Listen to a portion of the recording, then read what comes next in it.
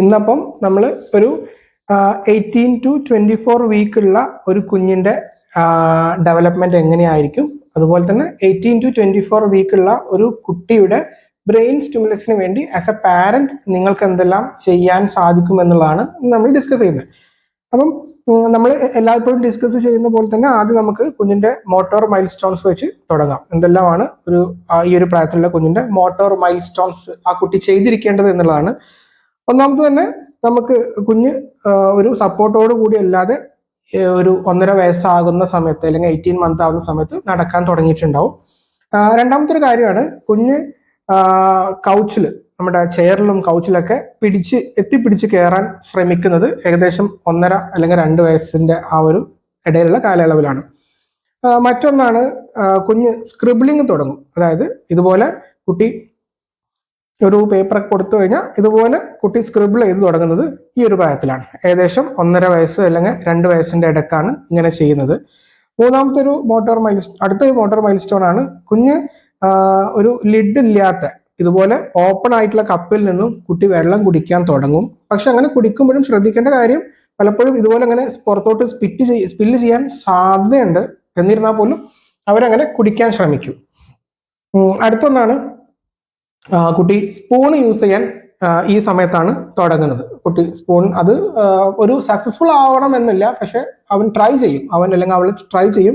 അത് ഈ പറഞ്ഞ പോലെ 1.5 വയസ്സ് അല്ലെങ്കിൽ 2 വയസ്സിനോട് അടുക്കുമ്പോഴാണ് അത് ചെയ്യുക. അടുത്ത മോട്ടോർ ഡെവലപ്മെന്റ് ആണ് കുഞ്ഞ് തൻ്റെ കൈ വെച്ചിട്ട് ഫീഡിങ് നല്ല രീതിയിൽ തുടങ്ങും. പണ്ട് ഒരു 9 മന്ത് ആകുമ്പോൾ കുട്ടി ഫിംഗർ ഫീഡ് ചെയ്യുമായിരുന്നു. അതായത് ഒരു കയ്യിൽ അതിൽ കൊടുത്തു കഴിഞ്ഞാൽ അത് ചപ്പിക്കൊണ്ടിരിക്കും. പക്ഷെ ഇവിടെ അങ്ങനെയല്ല. ഇവിടെ ഫിംഗർ ഉപയോഗിച്ച് പ്രോപ്പറായി ഫുഡ് പയ്യെ എടുത്ത് തുടങ്ങി അത് എടുത്ത് കഴിക്കാൻ പഠിച്ചു തുടങ്ങും 1.5 വയസ്സ് ആവുന്ന സമയത്ത്. ഇനി നമുക്ക് അറിയേണ്ടത് കുഞ്ഞിൻ്റെ ലാംഗ്വേജ് മൈൽ സ്റ്റോൺസ് എന്തെല്ലാം എന്നുള്ളതാണ്. എന്തെല്ലാം കാര്യങ്ങൾ പറയും. അപ്പോൾ അവിടെ ലാംഗ്വേജ് മൈൽ സ്റ്റോൺസ് നമ്മൾ പറയുമ്പോൾ 2 കാര്യങ്ങളാണ് പ്രധാനമായിട്ടും നിങ്ങൾ അറിഞ്ഞിരിക്കേണ്ടത്. അത് എത്ര വേർഡ്സ് എങ്ങനെയാണ്, അതോടൊപ്പം നമ്മൾ പറയുന്ന ഒരു കാര്യം എങ്ങനെ കുഞ്ഞ് ഫോളോ ചെയ്യും എന്നുള്ളതാണ്. അപ്പോൾ അതിൽ വേർഡ്സിൽ മാമ അല്ലെങ്കിൽ ദാദ, അല്ലെങ്കിൽ നമ്മളെ മലയാളത്തിൽ പറഞ്ഞ അമ്മ, മാ അല്ലെങ്കിൽ അച്ഛ, അങ്ങനെയുള്ള ആ ഒരു സ്വരങ്ങൾ ഒഴികെ ഒരു 2-3 വാക്കുകൾ കുഞ്ഞിന് പറയാൻ സാധിക്കണം. പക്ഷെ നമ്മുടെ ഇന്ത്യൻ ടെക്സ്റ്റ് ബുക്കുകളിൽ പറയുന്നത് 1 തൊട്ട് 8 വാക്ക് വരെ ആ കുട്ടി ഈ ഒരു സമയത്ത് പറയാൻ സാധിക്കും എന്നുള്ളതാണ്. അങ്ങനെ പറയുമ്പോഴും നിങ്ങൾ ആ കുട്ടിയുടെ ആ ഒരു സംസാരത്തിലെ ക്ലാരിറ്റി അല്ലെങ്കിൽ അതിൻ്റെ ഉച്ചാരണം ഒന്നും നിങ്ങൾ പ്രതീക്ഷിക്കുന്ന പോലെ അത്രയും പെർഫെക്റ്റ് ആവണമെന്നില്ല. പക്ഷെ അറിഞ്ഞിരിക്കേണ്ട കാര്യം, മാമ അല്ലെങ്കിൽ ബാബ അത് ഒഴികെ ഒരു 1-2 വാക്കുകൾ കുഞ്ഞ് പറഞ്ഞു തുടങ്ങണം മിനിമം. അതാണ് ഈ ഒരു പ്രായത്തിൽ വേണ്ടത്. ഇനി നമ്മൾ അങ്ങോട്ട് കുഞ്ഞിനോട് കമ്മ്യൂണിക്കേറ്റ് ചെയ്യുന്ന കുഞ്ഞ് എങ്ങനെ മനസ്സിലാക്കും?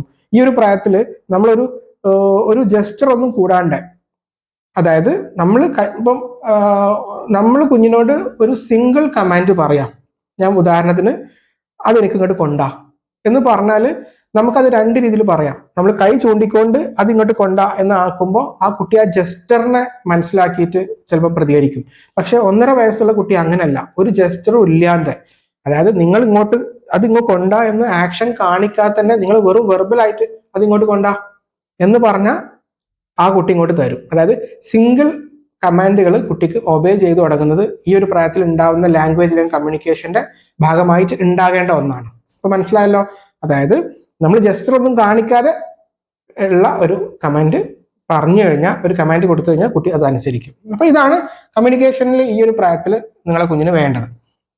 ഇനി നമുക്ക് 1.5 തൊട്ട് 2 വയസ്സിന് ഇടയ്ക്ക് പ്രായമുള്ള ഒരു കുട്ടിക്ക് ഉണ്ടാകേണ്ട സോഷ്യൽ മൈൽ സ്റ്റോൺസ് എന്തൊക്കെയാന്ന് നോക്കാം. അതിൽ ഒന്നാമത്തെ പ്രധാനപ്പെട്ട കാര്യമാണ്, ഏകദേശം 1.5 വയസ്സാകുന്ന സമയത്തോടു കൂടി കുട്ടി എന്ത് പഠിച്ചിട്ടുണ്ടാവും? അവനക്ക് ഇഷ്ടപ്പെട്ട അല്ലെങ്കിൽ അവൾക്ക് ഇഷ്ടപ്പെട്ട കാര്യം ചൂണ്ടിക്കാണിക്കാൻ തുടങ്ങിയിട്ടുണ്ടാവും. അടുത്തൊരു കാര്യമാണ്, നമ്മളിപ്പം കുഞ്ഞിനെ കൊണ്ട് ഒരു വാഷ് ബേസിന്റെ അടുത്തോട്ട് പോയി കഴിഞ്ഞാൽ അവനക്ക് മനസ്സിലാവും ഇത് കൈ കഴുകാനാണ്. അപ്പൊ അങ്ങനെ കൈ ഇങ്ങോട്ട് നീട്ടിത്തരിക. അപ്പൊ നമ്മൾ ചെയ്യാൻ പോകുന്ന ഒരു കാര്യത്തോട് അവർ റെസ്പോൺസ് ആയിട്ട് കൈ നീട്ടിത്തരിക. അതുപോലെ ഡ്രസ്സ് ഇടാൻ നമ്മൾ തുനിഞ്ഞു കഴിഞ്ഞാൽ ആ ഡ്രസ്സിലോട്ട് അവന്റെ കൈ നീട്ടിത്തരിക. പാൻറ് ഇടാൻ തുടങ്ങിയ കാല് നീട്ടിത്തരിക. അപ്പൊ നമ്മുടെ ചെറിയ ചെറിയ ആക്ഷൻസിന് സപ്പോർട്ട് ഈ ഒരു പ്രായത്തിൽ ചെയ്തു തുടങ്ങും.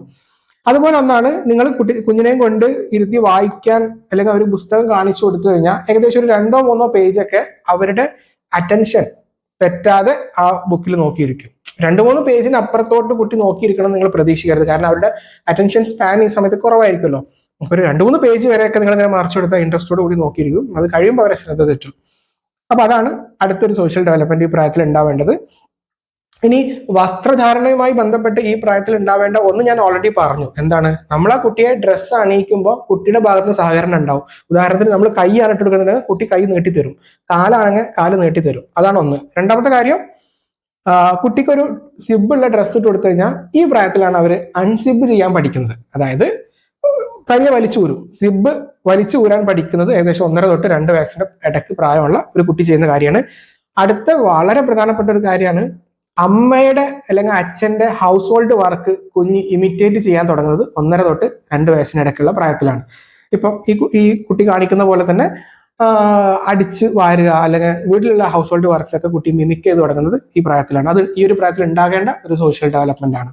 അപ്പം ഇത്രയും നിങ്ങൾക്ക് മനസ്സിലായി. അപ്പൊ ഇങ്ങനെ ഈ പറയപ്പെടുന്ന കാര്യങ്ങളൊക്കെ നിങ്ങളെ കുഞ്ഞുങ്ങൾ ചെയ്യുന്നുണ്ട് എന്നുള്ളത് 1.5 തൊട്ട് 2 വയസ്സിനിടയ്ക്കുള്ള അമ്മമാർ അല്ലെങ്കിൽ അച്ഛൻ, പാരന്റ്സ് ഒന്ന് ശ്രദ്ധിക്കുക. ഇതാണ് ഉണ്ടായിരിക്കേണ്ട ഡെവലപ്മെന്റ്. ഇനി നമുക്ക് നോക്കാം എങ്ങനെ 1.5 തൊട്ട് 2 വയസ്സ് വരെയുള്ള ഒരു കുട്ടിയുടെ ബ്രെയിനിനെ എങ്ങനെ നമുക്ക് സ്റ്റിമുലേറ്റ് ചെയ്യാം, അല്ലെങ്കിൽ അവരുടെ ആ ബ്രെയിൻ ഡെവലപ്മെന്റിന് നിങ്ങൾക്ക് എന്ത് ചെയ്തു കൊടുക്കാം ആ ഡെവലപ്മെന്റ് പ്രോപ്പറായി നടക്കാൻ. അങ്ങനെ ഉള്ള ഒരു വളരെ ഇമ്പോർട്ടൻ്റ് ആയിട്ടുള്ള സെഷനിലോട്ടാണ് നമ്മൾ പോകുന്നത്. അപ്പൊ കുറച്ചുകൂടി ഒന്ന് ശ്രദ്ധിച്ചിരിക്കുക. ആദ്യത്തെ കാര്യം, 1.5 തൊട്ട് 2 വയസ്സ് വരെയുള്ള ഒരു കുട്ടിക്ക് നമ്മൾ ആദ്യം ചെയ്തു കൊടുക്കേണ്ട കാര്യം പോസിറ്റീവ് വേർഡ്സും നല്ല അപ്രീസിയേഷനാണ്. അതിന് ഒരുപാട് ഗുണങ്ങളുണ്ട്. ഒരു കുഞ്ഞിന് നമ്മൾ പോസിറ്റീവ് ആയിട്ടുള്ളൊരു അപ്രീസിയേഷൻ കൊടുക്കുക അല്ലെങ്കിൽ പോസിറ്റീവായി വേർഡ് പറയാ എന്ന് പറഞ്ഞാൽ ജസ്റ്റ് ആ കുട്ടിക്ക് അതുകൊണ്ട് സന്തോഷം കിട്ടുക എന്നുള്ളത് മാത്രമല്ല, മറിച്ച് ഈ ഒരു പോസിറ്റീവ് അപ്രീസിയേഷൻ നിങ്ങൾക്ക് കുട്ടിയിൽ നിങ്ങൾ ഉദ്ദേശിക്കുന്ന ഒരു ബിഹേവിയർ ഉണ്ടാക്കിയെടുക്കാൻ സഹായിക്കും. അതെങ്ങനെയാണെന്നല്ലേ ഞാൻ പറയാം. നിങ്ങൾ ആദ്യം ഒരു കുട്ടിയിൽ നിങ്ങൾ കാണേണ്ട അല്ലെങ്കിൽ ആ ഒരു കുഞ്ഞിൽ നിങ്ങൾ ഉണ്ടായി കാണേണ്ട ഒരു ബിഹേവിയർ സെലക്ട് ചെയ്യാം. അപ്പൊ അതാണ് ഫസ്റ്റ് വൺ. ഒരു ബിഹേവിയർ നിങ്ങൾ സെലക്ട് ചെയ്യാം. സെലക്ട് ചെയ്തല്ലോ.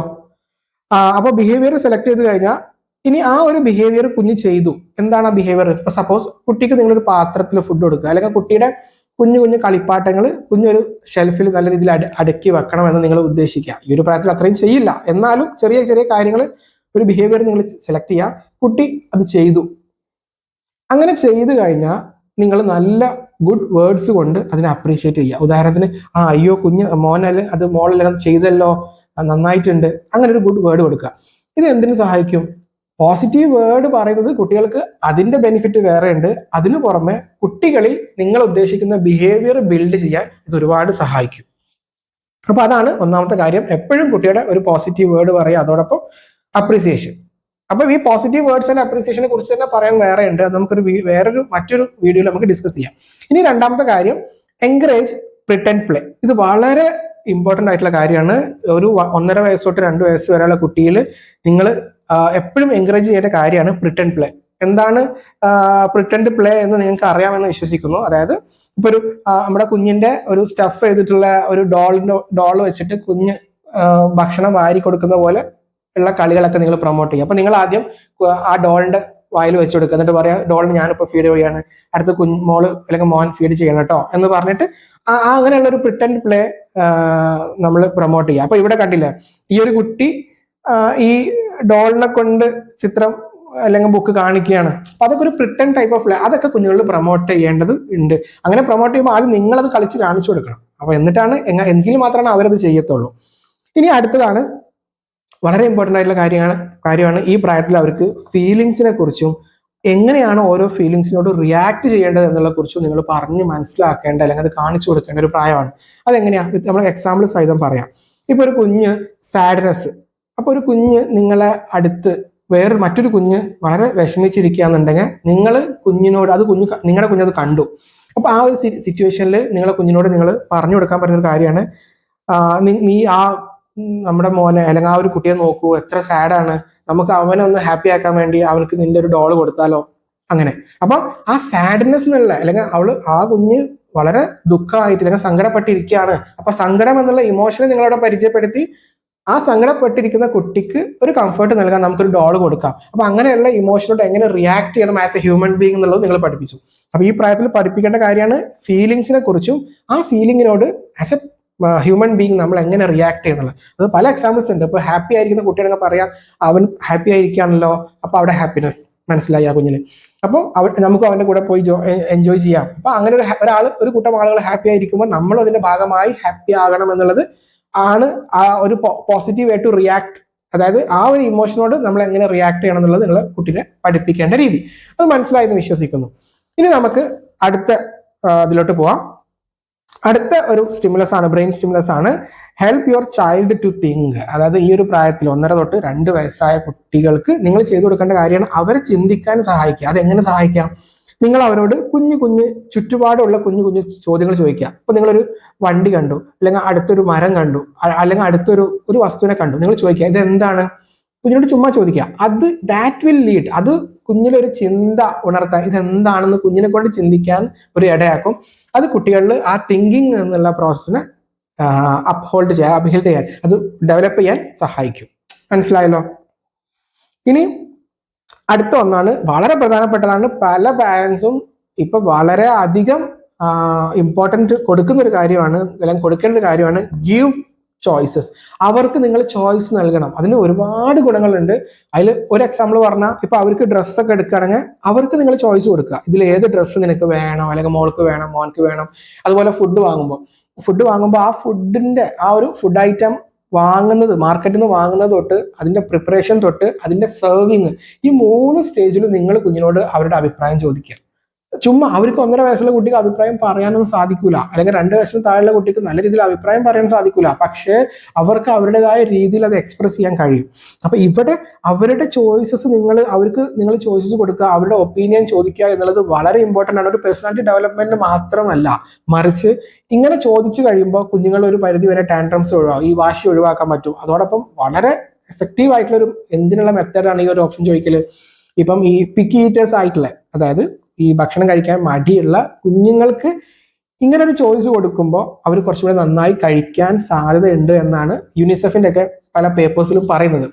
അതായത് നിങ്ങളെ കുട്ടിയോട് നിങ്ങൾ ചോദിക്കുക, നിനക്ക് എന്ത് വേണമെന്ന് കഴിക്കാൻ, നിങ്ങൾക്ക് എങ്ങനെയാണ് ഉണ്ടാക്കേണ്ടത്. അങ്ങനെ ചുമ്മാ ഓരോ ഘട്ടത്തിലും നിങ്ങൾ അവരുടെ അഭിപ്രായം ചോദിച്ചു കഴിഞ്ഞാൽ ആ ഫീഡിങ് ഹാബിറ്റ് നന്നാകും എന്നാണ് യുനിസെഫ് ഒക്കെ പറയുന്നത്. അപ്പം നമുക്കിനി അടുത്തത് നോക്കാം. അടുത്താണ് ഒരു സ്റ്റഡി റൂട്ടീൻസ് ഉണ്ടാക്കുക. അപ്പം 1.5 തൊട്ട് 2 വയസ്സ് വരെയുള്ള ഒരു കുട്ടിയുടെ അടുത്ത ഉണ്ടായിരിക്കേണ്ട ഒരു കാര്യം, അല്ലെങ്കിൽ നിങ്ങൾ ചെയ്തു കൊടുക്കേണ്ട കാര്യമാണ് അവരുടെ ഒരു അവർക്കൊരു റൂട്ടീൻസ് സെറ്റ് ചെയ്ത് തുടങ്ങുക. അപ്പൊ ആ റൂട്ടീൻസ് എന്ന് പറയുമ്പോൾ പ്രധാനമായിട്ടും ഫീഡിങ്ങിന്റെ കാര്യത്തിലാണ്, അതോടൊപ്പം സ്ലീപ്പിന്റെ കാര്യത്തിലാണ്. അപ്പം സ്ലീപ്പിന്റെ കാര്യത്തിൽ എങ്ങനെ റൂട്ടീൻ സെറ്റ് ചെയ്യാം? അവരുടെ റൂം, ഒരു കാമായിട്ടുള്ള റൂം അവർക്ക് വേണ്ടി നൽകി എല്ലാ ദിവസവും ഒരു പെർട്ടിക്കുലർ ടൈം ആവുന്ന സമയത്ത് അവരെ ബ്രഷൊക്കെ ചെയ്യിപ്പിച്ച് ഒരു കുഞ്ഞു ബാത്തൊക്കെ വേണമെങ്കിൽ അതെടുക്കാം. അതുപോലെ സ്ലീപ്പിംഗ് സ്യൂട്ടൊക്കെ ഇട്ടുകൊടുത്ത് അവിടെ കൊണ്ടുവന്ന് കിടത്തുക. അപ്പൊ എല്ലാ ദിവസവും ഈ ഒരു റൂട്ടീൻ ആകുമ്പോൾ അവരുടെ സ്ലീപ്പിന് ഇങ്ങനെ ഒരു റൂട്ടീനും ഒരു പാറ്റേണും ഉണ്ടാവും. അതുപോലെ തന്നെയാണ് ഈറ്റിങ്ങിന്റെ കാര്യത്തിലും. എല്ലാ സമയത്തും എല്ലാ ദിവസങ്ങളിലും നിങ്ങൾ ഫാമിലി ആയിട്ട്, അല്ലാന്നുണ്ടെങ്കിൽ കുഞ്ഞിനെ മാത്രമായിട്ടാണെന്നുണ്ടെങ്കിൽ അങ്ങനെ ഒരു കൃത്യസമയത്ത് ഒരു റൂട്ടീൻ ഉണ്ടാക്കാൻ ഹെൽപ്പ് ചെയ്യുക. അത് എന്തല്ല അർത്ഥമാക്കുന്നത്? ആ സമയത്ത് തന്നെ കുട്ടി കഴിച്ചോണം എന്ന് നിങ്ങൾ വാശി പിടിക്കലല്ല ഇതുകൊണ്ട് അർത്ഥമാക്കുന്നത്. പക്ഷെ പതിയെ ആ റൂട്ടീൻസ് സെറ്റ് ചെയ്യുക. അടുത്തൊരു കാര്യമാണ് ടാൻട്രംസ്, അതായത് വാശി. അതൊക്കെ ഈ ഒരു പ്രായത്തിൽ നിങ്ങൾ പ്രതീക്ഷിക്കണം. ടാൻട്രംസിനെ കുറിച്ച് പറയാൻ തന്നെ വേറെ ഉണ്ട്. അപ്പൊ അത് എങ്ങനെ ടാൻട്രംസ് നിങ്ങൾ ടാക്കിൾ ചെയ്യാം എന്നുള്ളതൊക്കെ നമുക്ക് വരുന്ന വീഡിയോസിൽ ഡിസ്കസ് ചെയ്യാം. അപ്പൊ ഇപ്പൊ അറിഞ്ഞിരിക്കേണ്ട കാര്യം, ടാൻട്രംസ് നിങ്ങൾ എക്സ്പെക്ട് ചെയ്യണം. 1.5 വയസ്സൊക്കെ ആകുമ്പോൾ നല്ല രീതിയിൽ ടാൻട്രംസ് കാണിച്ചു കൊടുക്കുന്ന പ്രായമാണ്. അപ്പം അത് എക്സ്പെക്ട് ചെയ്യുക. ആ ഒരു കാര്യങ്ങൾ ഒഴിവാക്കാനുള്ള, അല്ലെങ്കിൽ ടാൻട്രംസ് ഒഴിവാക്കാനുള്ള സ്റ്റെപ്സ് നിങ്ങളുടെ കയ്യിൽ നിന്ന് എടുക്കുക. അതായത് കുട്ടിയെ മാക്സിമം ആ വാശി കാണിക്കുന്ന സമയത്ത് അതിന് ഡീവിയേറ്റ് ചെയ്ത് കൊണ്ടുപോകുക, മൈൻഡ് ഡീവിയേറ്റ് ചെയ്ത് കൊണ്ടുപോകുക. കുറച്ചുകൂടി ഡീറ്റെയിൽ ആയിട്ട് നമുക്ക് ടാൻട്രംസിനെ കുറിച്ച് ഡിസ്കസ് ചെയ്യുന്ന വീഡിയോയിൽ പറയാം. ഇനി അടുത്ത കാര്യമാണ്, എല്ലാ ഡെവലപ്മെന്റ് വീഡിയോസിലും പറയുന്ന, റിപ്പീറ്റ് ചെയ്യുന്ന കാര്യമാണ്, മറ്റൊന്നുമല്ല, ഈ സ്ക്രീനിന്റെ ഉപയോഗം ലിമിറ്റ് ചെയ്യുക എന്നുള്ളത്. അത് നിർബന്ധമാണ്. ആ ഒരു കാര്യം നിങ്ങൾ വളരെയധികം ശ്രദ്ധിക്കണം. കാരണം 1.5 അല്ലെങ്കിൽ 2 വയസ്സിന് താഴെ പ്രായമുള്ള ഒരു കുട്ടിക്ക് സ്ക്രീൻ നൽകാൻ പാടില്ല എന്നുള്ളത് നിങ്ങൾക്ക് എല്ലാം അറിയുന്ന കാര്യമാണ്. അപ്പൊ അതിൽ നിങ്ങൾ സ്ട്രിക്റ്റ് ആയിരിക്കുക. ഒരു ഡിസ്റ്റന്റ് ആയിട്ടുള്ള റിലേറ്റീവിനെ ഫോൺ വിളിക്കാൻ ഒഴികെ ആ കുട്ടി സ്ക്രീൻ കാണാൻ ഇടവരരുത്. അത് പാസീവായിട്ടും ശരി, ആക്റ്റീവായിട്ടും ശരി. പാസീവ് എന്ന് പറയുമ്പോൾ നിങ്ങൾ അവരെടുത്ത് വെച്ച് ഉപയോഗിക്കുന്നതാണ് പാസീവ്. അതും ഉണ്ടാവാൻ പാടില്ല. കഴിയുന്നതും അത് ഒഴിവാക്കുക. അപ്പം ഈ അടുത്ത കാര്യമാണ് ഫീഡിങ്. ഒരു 2 വയസ്സായ ഒരു കുഞ്ഞിന്റെ ഫീഡിങ്ങുമായി ബന്ധപ്പെട്ട് ഇപ്പോൾ 1-2 പോയിന്റ്സ് പറയാനുള്ളത്.